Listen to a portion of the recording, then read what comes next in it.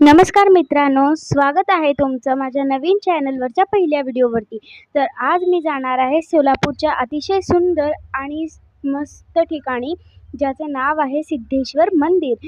तर बघूयात आपलं सिद्धेश्वर मंदिर। तर मी निघालेली आहे सिद्धेश्वर मंदिराला जायला। तर माझ्या घरून निघताना सिद्धेश्वर मंदिरापर्यंत जास्तोर मला 2-3 मंदिरे लागतात। त्यातलं हे आहे श्री राम मंदिर। माझ्या गल्लीतल्या सगळ्या मंदिरांचा ब्लॉग मी नंतर केव्हा तरी करेन। तर आता आपण आलेलो आहे दत्त चौकात आणि हे समोरचं आहे दत्त चौकातील दत्त मंदिर। तर हे सुद्धा मी पुढच्या ब्लॉगमध्ये नक्की दाखवेन। तर आता आपण जाणार आहोत गणपती घाटामार्गे। तर मी गणपती घाटावर आलेली आहे आणि इथे लोक मॉर्निंग वॉकला किंवा इतर वॉकला येतात। इथे खूप छान वाटतं, कारण सगळीकडे झाडं असतात, खूप शांत वातावरण असतं, मस्त हवा येते आणि कडेनी सगळीकडे तळं असल्यामुळे इथं खूप छान वाटतं। आणि हे समोरचं आहे आपलं सिद्धेश्वर मंदिर, जिथे आता आपण जाणार आहोत।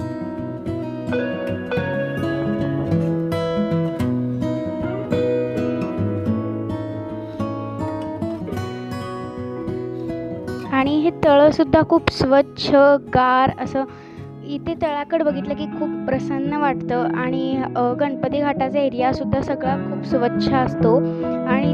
आणि जर तुम्ही इथे सनसेटच्या वेळेस आलात तर तुम्हाला इथे खूप छान वातावरण बघायला मिळेल।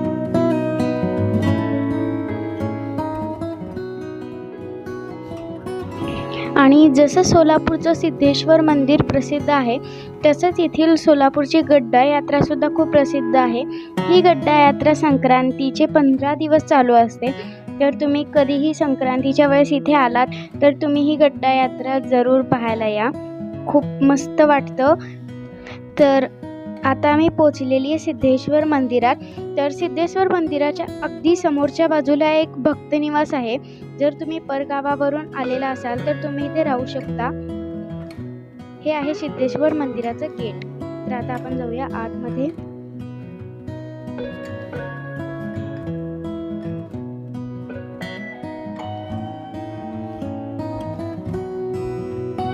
तर आता आपण आलेलो आहे आतमध्ये। तर तुम्ही आतलं देखील परिसर बघू शकता, एकदम स्वच्छ होता। आणि इथे लोकांचे पाय पडू नये म्हणून इथे पांढरा पेंटसुद्धा मारलेला आहे। तर आणि मंदिराच्या आत जातानाच इथे पाय धुवायची एक सोय आहे। तुम्ही इथून पाय धुवूनच आत जाऊ शकता।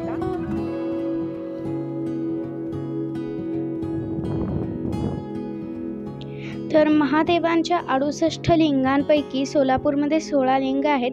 त्यातले हे 2 लिंग म्हणजे पापेश्वर लिंग आणि सोमेश्वर लिंग।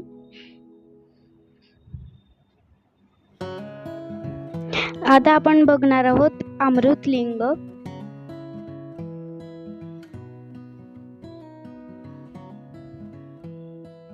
आता आपण जाऊयात मंदिराच्या आत।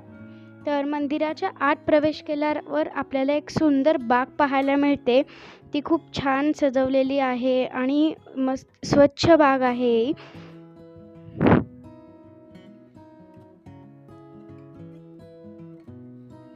तर आता आपण पाहणार आहोत श्री शिवयोगी यांची समाधी। तर ही आहे शिवयोगी सिद्धरामेश्वरांची समाधी।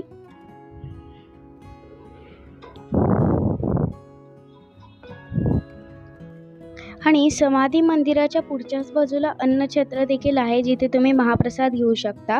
आणि हे आहे मंदिराचा कळस, खूप छान वाटतं। आणि रात्रीच्या वेळेस आल्यावर इथे खूप लाइटिंग वगैरे केलेली असते। तर हे आहे सिद्धेश्वर मंदिराचं सभामंडप, जे की खूप मोठा आहे। तर हे आहे सिद्धेश्वर मंदिरातला आतला गाभारा, जो पूर्ण चांदीच्या वर्कनी सजवलेला आहे। आणि ही आहे आतली सिद्धेश्वरांची मूर्ती। तर खूप छान इथे सजावट केलेली आहे। आणि सभा मंडपात एक काचेच्या पेटीत सिद्धेश्वर मंदिराचं मॉडेल ठेवलेलं आहे, जे की खूप छान वाटतं बघायला। थोडंसं पुढं आल्यावर आपल्याला वज्रेश्वर आणि अकलेश्वर हे 2 लिंग दिसतात। आणि त्याच्या पुढं गेल्यावर आपल्याला महामेश्वर लिंग दिसतं। आणि आता आम्ही चाललेलो आहे घराकडे. तर आजचा व्हिडिओ तुम्हाला कसा वाटला हे तुम्ही कमेंटमध्ये मला नक्की सांगा आणि व्हिडिओ आवडला असेल तर लाईक करा आणि चॅनलला देखील सबस्क्राईब करा. तर भेटूयात पुढच्या व्हिडिओमध्ये. बाय.